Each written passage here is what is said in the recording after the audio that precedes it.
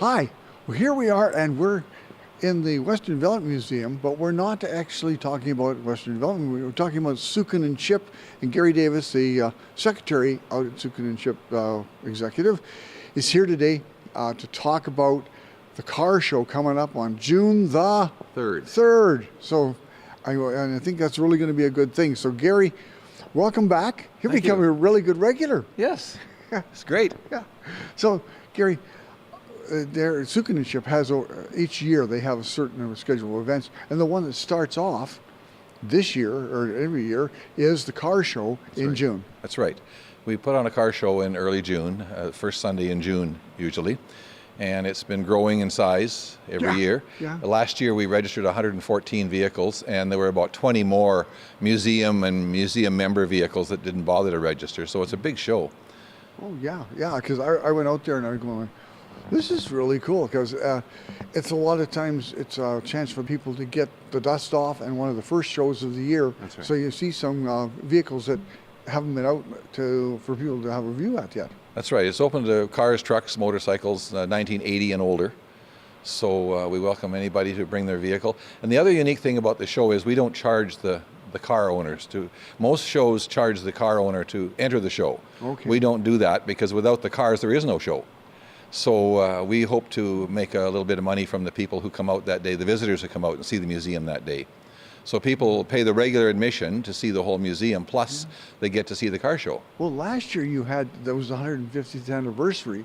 You had lots of things. Yes, we had. That was 1 year. Yes, we had a good event last year for the 150th too. So, and we're hoping to have another one this year in July, calling it Family Day. We haven't got the details worked out on that yet, but hopefully we'll have a similar event this year. Yeah.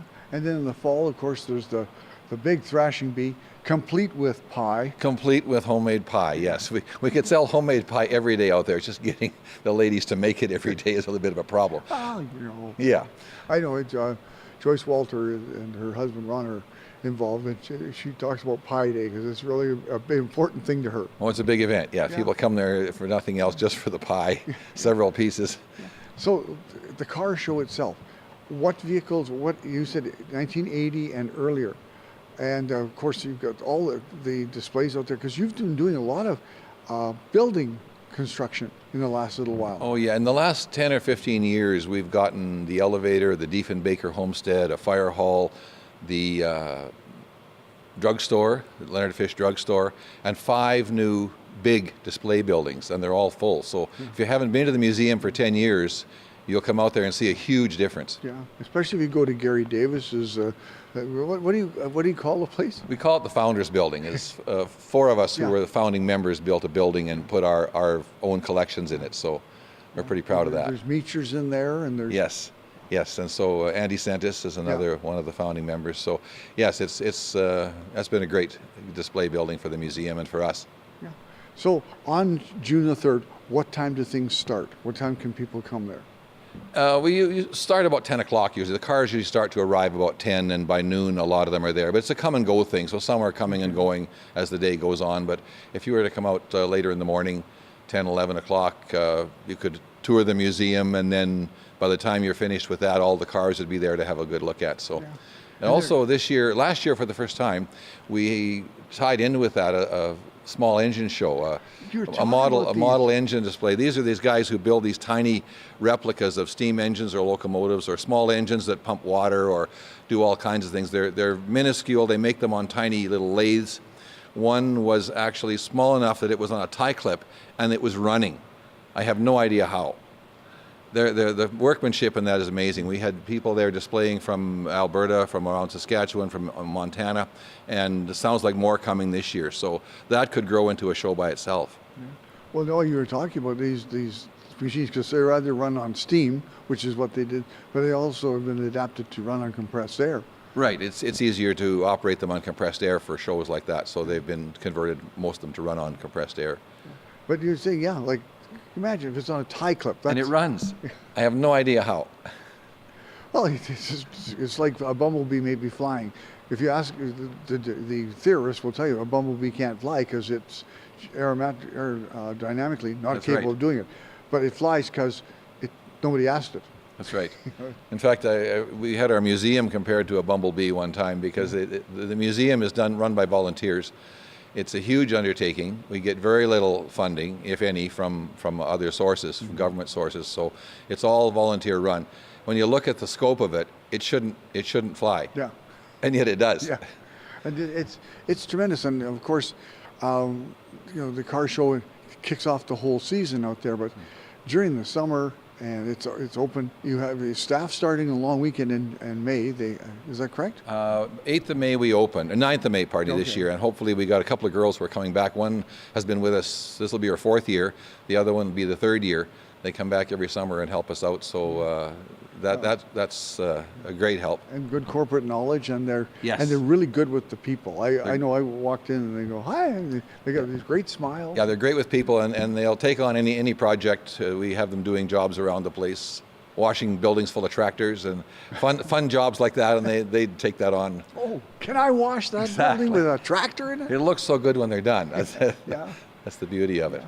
Now, so there's not going to be any parade or anything like that. This is just strictly come out and look at the new vehicles. Show and shine, right. And we have businesses in town that are very generous in donating prizes. We draws for the drivers after for prize draws. We also have a prize for the best People's Choice car and the Driver's Choice.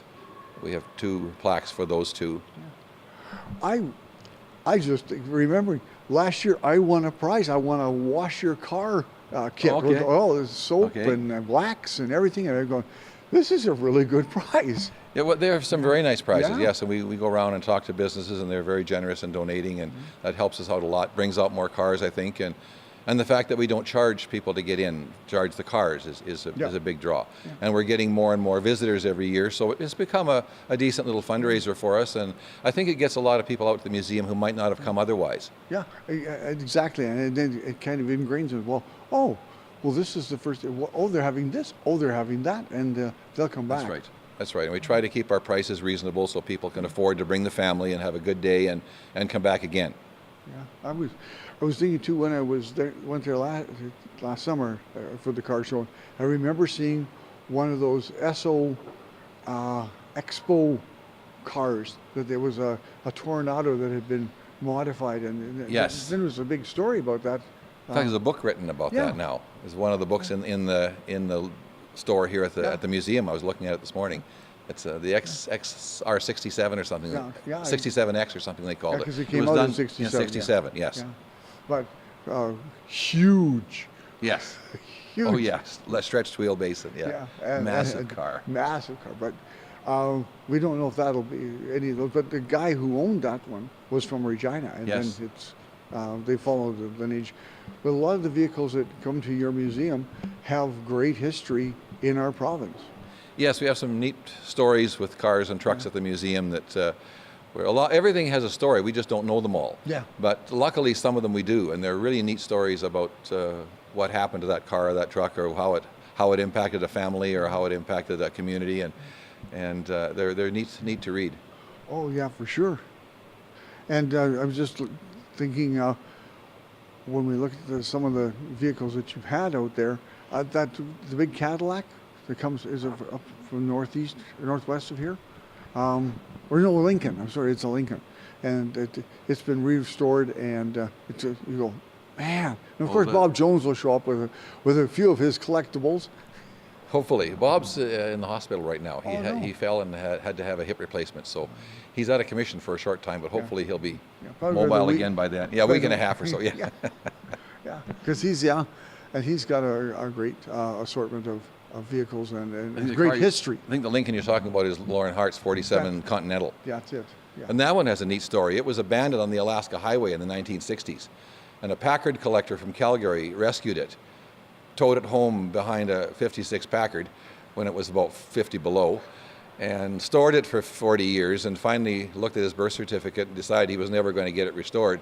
So he sold it to Lauren about 10 years ago, and he did a ground-up restoration. Yeah. That's a fantastic car. Oh, yeah, exactly. V12. Yeah, and people look and go, this car's got a V12. Well, yeah, my 1947's got a V12 too. Exactly. A lot of things that aren't new. We're into our last 2 minutes, Gary, and so let's just remind people about when and where they can come and see the first car show of the season. Okay, that'd be at the Sukanen Ship Museum, 8 miles south of Moose Jaw, on Sunday, June 3rd, starting about 10 in the morning and running all day. And we would welcome people to come out and check us out on our website at sukanenshipmuseum.ca. And we now have a presence on Facebook too, with posts every week of new things going on at the museum. So check us out there too. Yeah, well, that's great because there's so many good things that happen out there. And like you said, it's a bumblebee. Exactly. So thanks to Garry for talking to us today about the car show, and pencil in your calendar June 3rd, 10 o'clock, 8 miles south on Highway number 2. So thanks to Garry for talking to us today, and we'll see you back in a few minutes, so don't go away.